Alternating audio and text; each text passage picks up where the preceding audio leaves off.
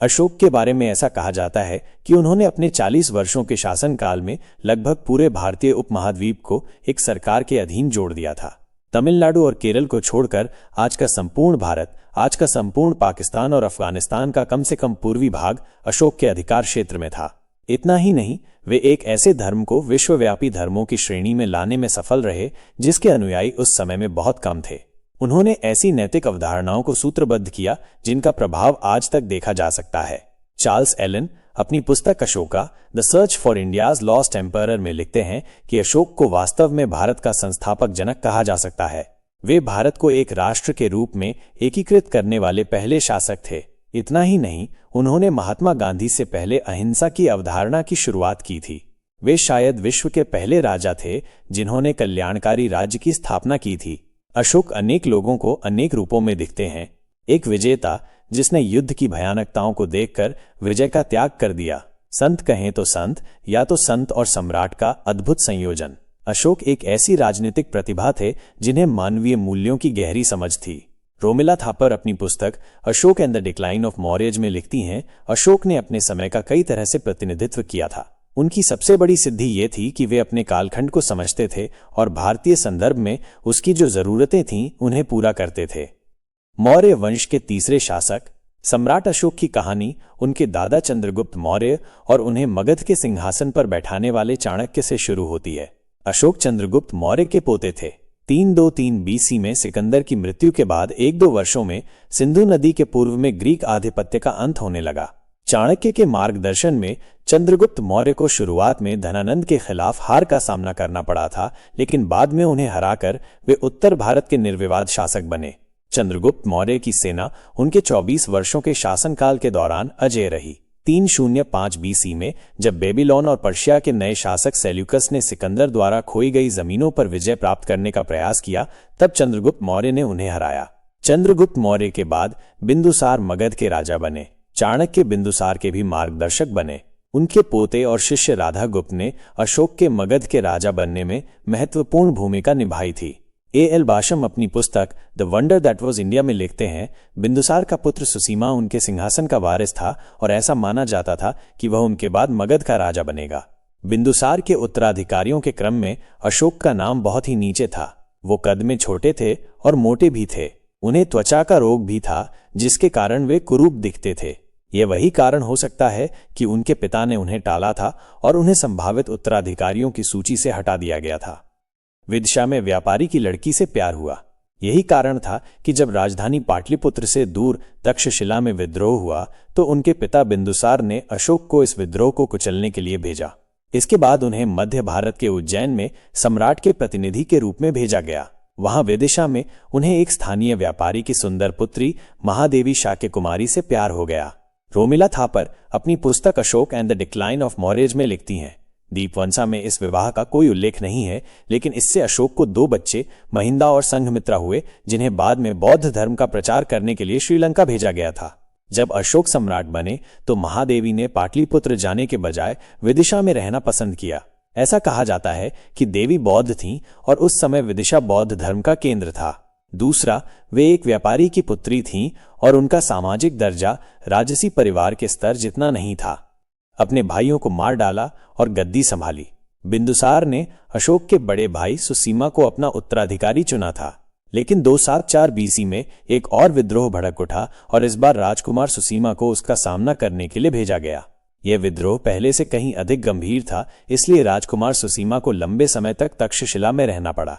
इसी अवधि के दौरान राजा बिंदुसार गंभीर रूप से बीमार पड़ गए। उन्होंने सुसीमा को वापस आने और अशोक को उनके स्थान पर तक्षशिला जाने का आदेश दिया। इस बीच अशोक के समर्थक मंत्री राधागुप्त ने हस्तक्षेप किया और राजनीतिक आदेशों को रोकने का प्रयास किया। चार्ल्स एलन लिखते हैं, अशोक ने बीमारी का नाटक किया और मांग की कि उसके पिता उसे अस्थायी राजा घोषित करें। यह सुनकर बिंदुसार को मिर्गी का दौरा पड़ा और उनकी मृत्यु हो गई। जब सुसीमा पाटलिपुत्र वापस लौटे तो उन्होंने देखा कि उनके छोटे भाई अशोक ने पाटलिपुत्र पर नियंत्रण स्थापित कर लिया है और उसके मुख्य द्वार की रक्षा ग्रीस से लाए गए भाड़े के सैनिकों द्वारा की जा रही थी। पाटलिपुत्र के पूर्वी द्वार पर सुसीमा की हत्या 4 साल के सत्ता संघर्ष का पहला चरण था। इस अवधि के दौरान अशोक ने अपने 99 अन्य सौतेले भाइयों को भी मार डाला, तभी वे खुद को मगध का राजा घोषित कर सके। सुनील खिलनानी अपनी पुस्तक इन कॉन्शियंस इंडिया इन 50 लाइव्स में लिखते हैं, मारे गए भाइयों की संख्या वास्तव में 6 थी, लेकिन इसमें कोई संदेह नहीं है कि सिंहासन के लिए खूनी संघर्ष कई वर्षों तक चला। उस समय अशोक की उम्र 34 वर्ष थी। अशोक की 6 पत्नियां, उन्होंने दूसरी राजकुमारी से विवाह करके अपना राज्याभिषेक मनाया। अशोक के रनिवास में कई स्त्रियां थीं, लेकिन उनमें से कई स्त्रियां उन्हें अरुचिकर मानती थीं। ऐसा कहा जाता है कि अशोक ने उन स्त्रियों को जीवित जला दिया था, इसीलिए उन्हें कंडाशोका भी कहा जाता था। पाटलिपुत्र के सिंहासन पर आरोहण करने के बाद अशोक ने विदिशा से अपनी पत्नी और 2 बच्चों को बुला लिया था। अशोक की कम से कम 6 पत्नियां थीं। इलाहाबाद में स्थापित शिलालेख में करुवाकी का उल्लेख अशोक की दूसरी पत्नी के रूप में किया गया है। अशोक की मुख्य पत्नी असंधिमित्रा थीं, जिनकी मृत्यु अशोक के शासन के 13वें वर्ष में हुई थी। 265 BC में अशोक बौद्ध बने, हालांकि उन्होंने स्वयं स्वीकार किया है कि उन्होंने पहले 1.5 वर्षों के दौरान धर्म को गंभीरता से नहीं लिया था। बौद्ध धर्म अपनाने के 2 वर्षों में उनके बच्चे महिंदा और संघमित्रा भी बौद्ध भिक्षु और भिक्षुणी बन गए। कलिंग का खूनी युद्ध। अशोक के बारे में ऐसा कहा जाता है कि अंग्रेजों से पहले उन्होंने भारत के सबसे बड़े क्षेत्र पर शासन किया था। जब अशोक सिंहासन पर बैठे तब रोम और कार्थेज के बीच पहला प्यूनिक युद्ध चल रहा था। पर्शिया में एक खूनी संघर्ष चल रहा था और चीनी सम्राट अपनी महान दीवार बना रहा था। 262 BC में अशोक ने कलिंग के खिलाफ युद्ध किया। इस युद्ध में 1 लाख लोग मारे गए थे और युद्ध के बाद उत्पन्न परिस्थितियों के कारण उतने ही लोग मारे गए थे। 1.5 लाख से अधिक लोगों को या तो कैद कर लिया गया था या निर्वासित कर दिया गया था। मारे गए अधिकांश लोग सामान्य नागरिक थे। पैट्रिक ओलिवेल अपनी हाल ही में प्रकाशित पुस्तक Ashok portrait of a philosopher king में लिखते हैं, सुमित गुहा उस समय कलिंग की आबादी 9,75,000 बताते हैं। यदि आबादी 10 लाख मानी जाए तो भी मारे गए लोगों की संख्या कुल आबादी का 20% थी, और यदि हम कैदियों की संख्या को शामिल करें तो कुल आबादी का 35% लोग इस युद्ध से प्रभावित हुए थे। इस दृष्टिकोण से इस युद्ध को नरसंहार कहना अनुचित नहीं होगा। गौतम बुद्ध के अनुयायी बने।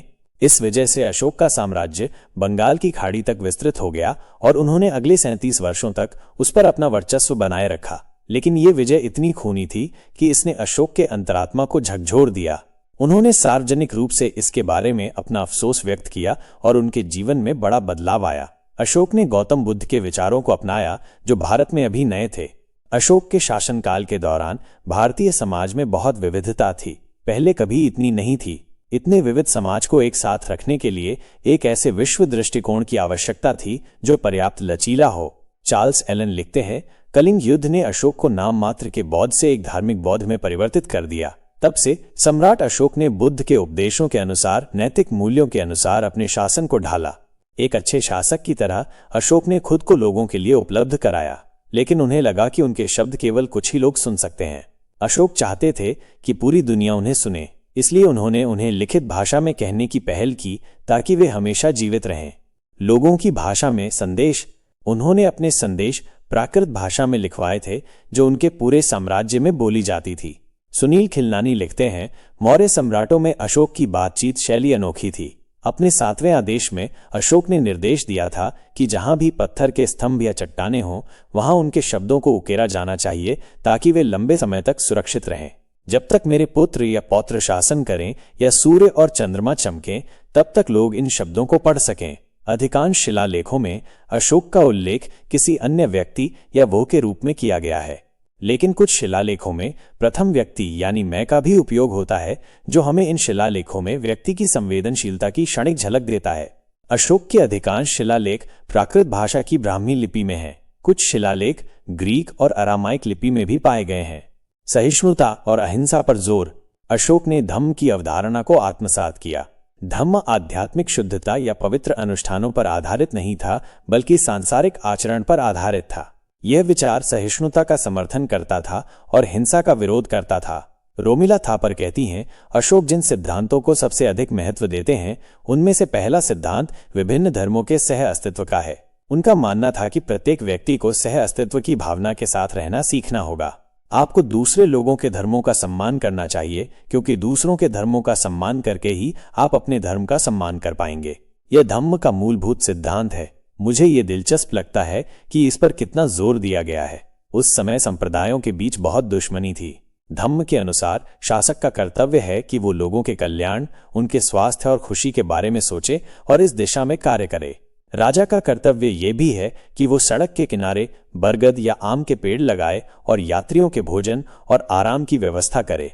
अशोक के सबसे प्रभावशाली विचार 12वें शिलालेख में समाहित हैं, जिसमें धार्मिक सहिष्णुता पर जोर दिया गया है। अशोक इसे वाणी संयम कहते हैं।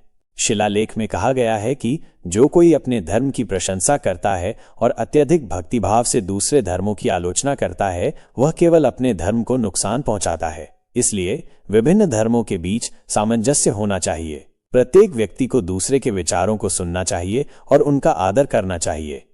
अशोक की मृत्यु। अशोक की मृत्यु के बाद मौर्य साम्राज्य का पतन शुरू हो गया। उनके अंतिम वर्षों में जब उनकी धार्मिक श्रद्धा चरम सीमा पर थी, उनकी धार्मिक भक्ति इतनी बढ़ गई कि उन्होंने अपना सारा खजाना खाली कर दिया। बौद्ध कथाओं के अनुसार उन्होंने अपने पास जो कुछ भी था वो सब दान कर दिया। ली रोंगजी अपनी पुस्तक the great Tang dynasty records of the western regions में लिखते हैं, जब अशोक बीमार थे और मृत्युशैया पर थे, उन्हें पता था कि अब वे बच नहीं पाएंगे। वे अपने सभी रत्न और जवाहरात अच्छे कार्यों के लिए दान करना चाहते थे, लेकिन तब तक उनके मंत्री सत्ता में आ गए थे। इन मंत्रियों ने उन्हें वो सब कुछ करने नहीं दिया जो वे करना चाहते थे।